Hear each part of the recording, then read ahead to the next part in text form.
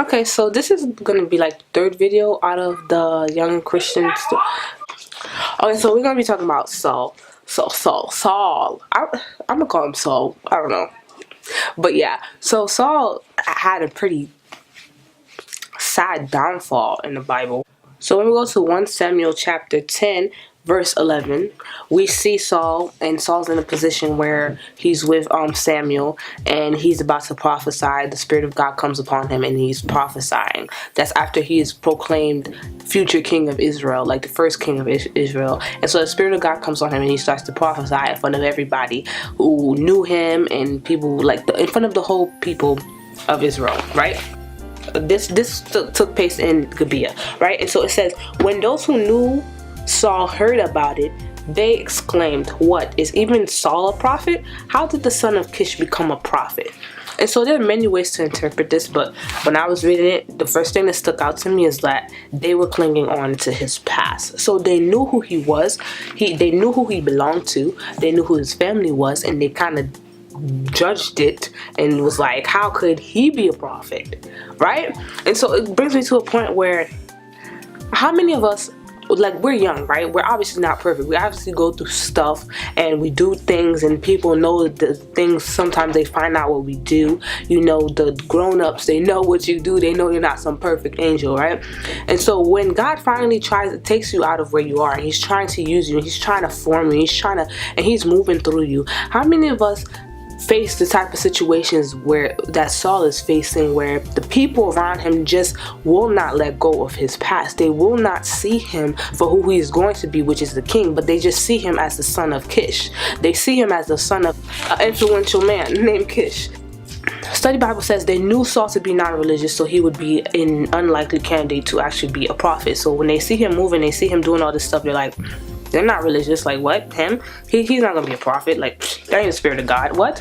And so it's like, how many times does it happen in our own church? And it's like, it puts us in a position, being young children, where we kind of have to like restrict the Holy Spirit, and we can't allow him to like move through us as he would want to, because we're sitting here all conscious of other people who know our past, who won't let it go, who will dangle our past in our face without understanding that God can use whoever he wants to. Okay, you used to be a gangbanger. Okay, you used to be a hoe, but you know what? All things are made new through Christ. It doesn't matter who you were. And so people have this funny way of consistently holding your past over you. Like, they will not let you outlive it. They will not let you forget it. They'll just continue holding on. Oh, remember when you did this? Remember when you were ashamed? Remember I remember, right? And so they take vulnerable things about you and they hang it over your head, but at the same time they want to see a move of God.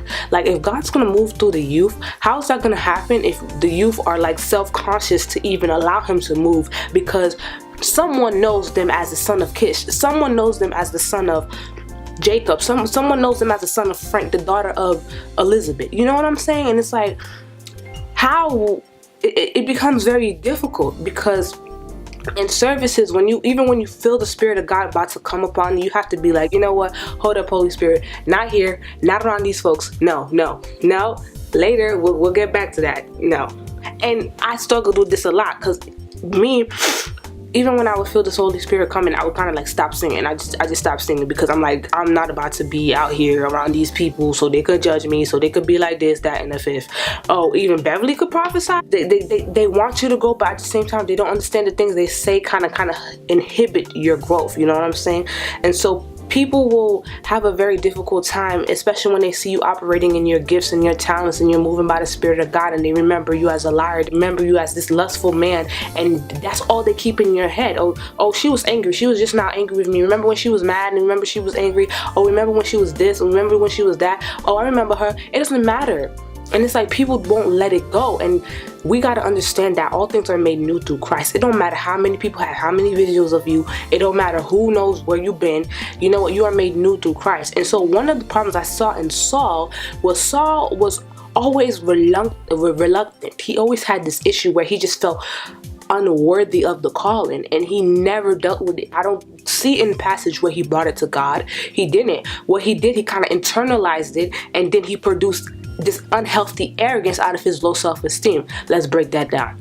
At the beginning, when Samuel called Saul, right, it took Samuel had to go through this parade of signs for Saul to get that, yeah, dude, you're gonna be the next king of Israel, right? He was that reluctant. He was that, oh, me? Really? Could it possibly be me? And it's crazy because they say Saul was tall, he was handsome, he had it good, his dad was influential. So he's the type of person who didn't come from the lowest of the low, but still he felt as if he was not worthy of the call, right? And so he carried that on with him until it just turned and it birthed this unhealthy arrogance in him that later on created a problem with God. And so he never confessed it to God. He never told God, you know what, I feel unworthy, I feel like I can't do this. He kind of just kept it with him. Like even after the signs that Samuel showed him, and when it was time for Samuel to pick him out of the tribes, he went ahead and he hid. So they showed you all these signs, you went through all this stuff, and then you still don't believe that you are worthy enough to be the king of Israel. This could have been a result of many things. It could have even been a result of the people around him who looked at him as if he could not have done it. It could have been a result of him just being too infatuated with his past, thinking about where he came from, the family he came from, thinking, you know what, I'm just the son of Kish. So when he calls us, we have to get out of this mentality that, you know what, I'm unworthy, I've been through this and I've been through that and I did this and I did that. We gotta get out of this mentality, or else we're gonna internalize this inadequacy. We're gonna internalize this low self-esteem, and then it's gonna birth out into something else. In a way to mask his low self-esteem and his inadequacy, I believe Saul just became super duper arrogant. Like, you know what, I got this. I got this. I don't need to wait for Jesus. Oh, you said sacrifice all the lambs. You know what?